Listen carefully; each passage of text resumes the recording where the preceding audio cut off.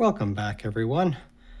If you recall, my last video was about the weirdness of a Naim preamp and all of its connections. Last time I was talking about the NAC182.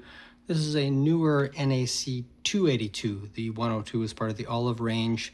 I believe this is probably the next range that came out after that, and one of the things they added was RCA inputs.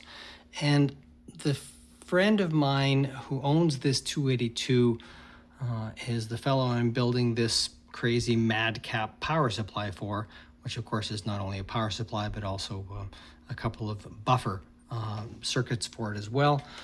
He suggested that I talk about the actual practical hooking up rather than here's why this cable is here and that wire is here and going from here to there, and just physically show how we hook things up. So you'll notice we got a whole stack of gear here. On top we have a Ferrum Wandla DAC. It of course has both RCA and XLR outputs. We have here an NAC282 preamp, which of course needs some kind of external power supply, which is what we have here. And then we just have a couple of Avondale NCC 300 monos. These are not my friend's amp. He's got a dual mono. It is also an NCC 300 by pure coincidence, but because I have these and they have RCA inputs, I thought I'd use them as an example. So typical way of hooking this up, of course, we would just take the RCA here to the analog out, and we'll go on that side there. And we'll come down to the bottom here and we'll do this guy, pretend that he is the right channel. He'd go in there, and then we just hook up the other one and plug it into the left channel there. And then the same guy comes down. I'm not forcing it all the way on just for the sake of displaying this. So what we have here is the Ferrum Wandla, and it does have a volume control and it can act as a preamp, but it sounds fine. But my friend wants a little more character to it, and of course this is something that a preamp can do a lovely job of. I realize there are people out there that are saying, how dare you insert an extra piece of gear? You are screwing up the sound, and we are not going for perfect data retrieval here. My friend wants it to have a particular sound that makes him happy, and that's all that really matters, is for him to be happy. He doesn't care about although it's wonderful to have the sensation that you are somehow connected to the original thing. And he always dislikes it when I suggest to him that, oh, he is adding more stuff to add more character of this or that, because to him, when these extra things are being added, he feels like it's more like the way he perceives the original to be. So I guess what he's suggesting is that somehow the bare clinical sound of the minimal connection is somehow taking away from the music and has lost something somewhere, and he's trying to recapture what he senses it should be. So that's basic connection, but we're not going to do this because we are going to try and go through a different path. So we'll pull all these cables out of here. Next up, if we want to get from the Wandla to the 282, the 282 does have RCA input. So let's just grab a couple of RCA thingies here, just for the sake of something. Okay, so here we have a right channel. Again, we'll just use the analog outputs here. Right channel, left channel. And let's go into the right channel. If you remember, channel 2 here is input is the right, and channel 1 is the left. And there, we are now plugged into the 282. And this would be lovely, and this probably would sound fine. But what I have noticed is that the Wandla's RCA outputs don't sound as good as their XLRs. Not a huge difference, but the XLRs definitely sound better. So rather than do this, what I propose to him is that we use a buffer in the MadCap. So I'll take these out for the moment, and I'm going to grab a different cable. I'm going to grab a couple of XLR cables. So we're going to go XLR from the right channel here. And we're going to go to, now we have to go through a balanced to unbalanced converter. So we're going to go into here. So right channel on the MadCap input. Eventually I'll put some labels on here, probably to indicate what's what. But for now, Let's just understand that these three on the left are to do with the input buffer. The two on the right are for the output buffer. We'll go into the left channel up here. And again, we'll plug in here. And now that we've got to the input of the buffer, we're now going to go out to the preamp. Now we could do the same thing if we wanted to. We could go RCA out here to RCA up here if we wanted to.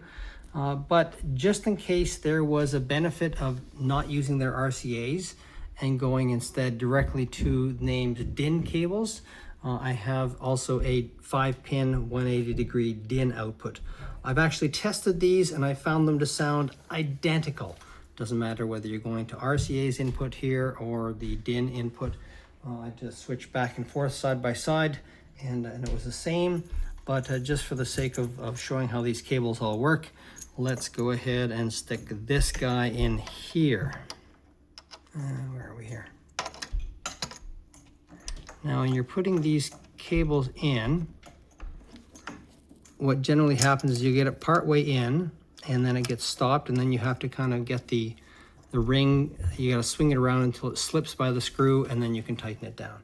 So that's now in there, and then it's got to go from here up to, and the CD currently on the 282 is configured to be RCA, so we're going to stick in the tuner input. And that is something that he may change later, but let's for now just stick it there. So now we're inputting into the 282 as a preamp, and of course you would select the tuner input and listen to it and it's fine. Now we got to get it out of the 282, and how do we do that? Well, if you referred to my other video, you'll notice that we have power supply connectors here, and these also happen to have outputs on them, but we're not going to use those outputs. We're going to use these two purely for power supply. This 4-pin connector here is the output we want. And there are two ways we could do this. I do have a cable, this one here. Yep, okay, so here is a 4-pin cable. I could go from this guy here, from there, and we could jump directly down to the power amps. So we're gonna plug this guy in here. Sorry for the one-handed tricks here, but it's a little bit wonky doing this. So there's left and right. So that would work directly from the preamp down to the power amps. However, just as an experiment, and I've mentioned this all along the path, I figured if one buffer is great going in, maybe another buffer is great going out.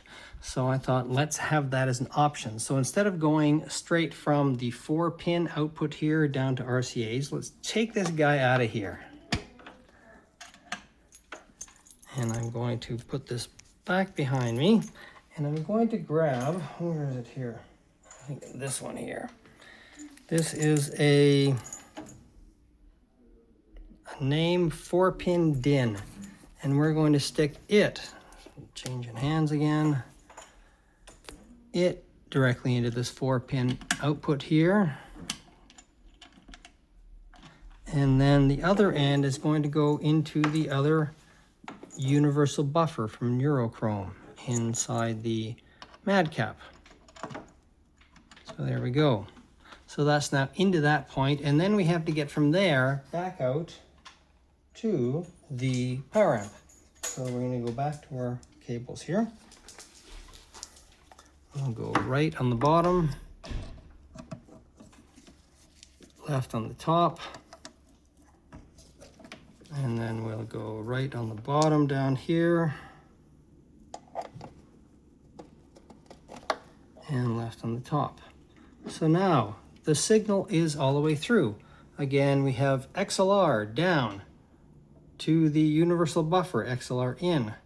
We have a Naim 5-pin DIN, and you'll notice this cable is actually from Dragon, or Blue, it's a Blue Dragon cable. Can't recall the name of the company off the top of my head. Blue Audio maybe is what they're called. And it's a slightly better cable than the regular Naim 5-pin DIN, but I've got one of those as well, so he can test both of those and see which one he prefers. So it's from there to the input on the preamp, and then the output on the preamp comes to the input on the output buffer. And then the output on the output buffer finally down to the power amps. we are missing one very important thing. Recall that Naim preamps don't have their own power. You'll notice there's no IEC socket on here, no way to get power in, so we have to add that too. So to do that, we are going to start with the Naim 5-pin cable. Here we go, 5-pin, and this is the 240, not the 180. The input sockets are 180, so there's one there.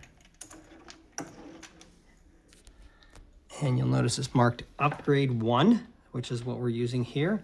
We do not want to use the link one. I don't think we could use the link one. Looks like it's a 4-pin, but we're just not going to use that one. And this one has to come to one of our power supply connections here. And then where'd the other one go? Oh, it's on the floor. A moment. Reach down here.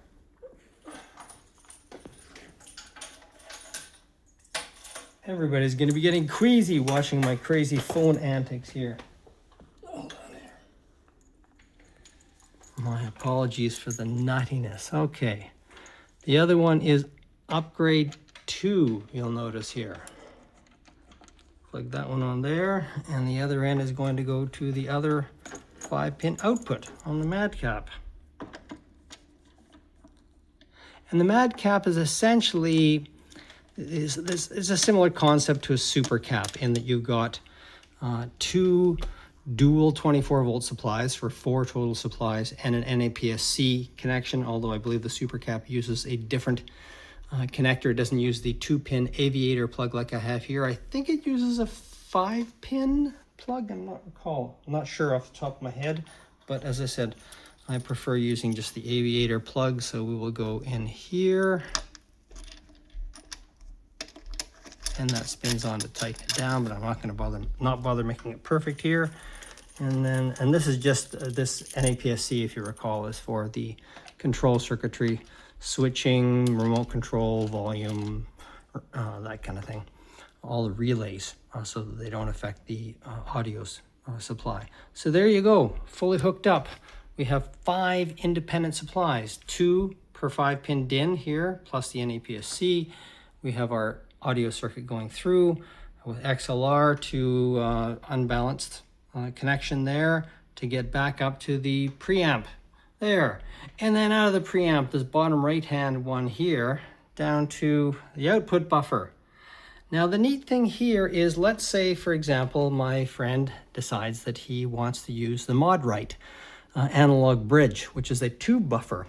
Instead of this output buffer, he could try that.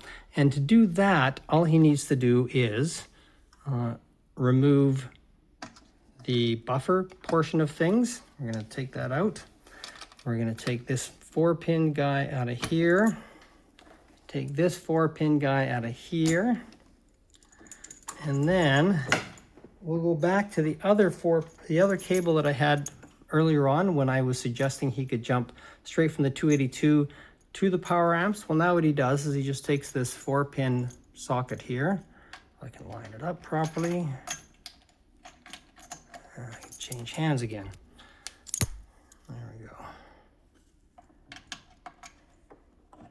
So 4-pin output. So now we have audio out to RCAs. These RCAs go to the input of the tube buffer, if you chose to try that, something like that.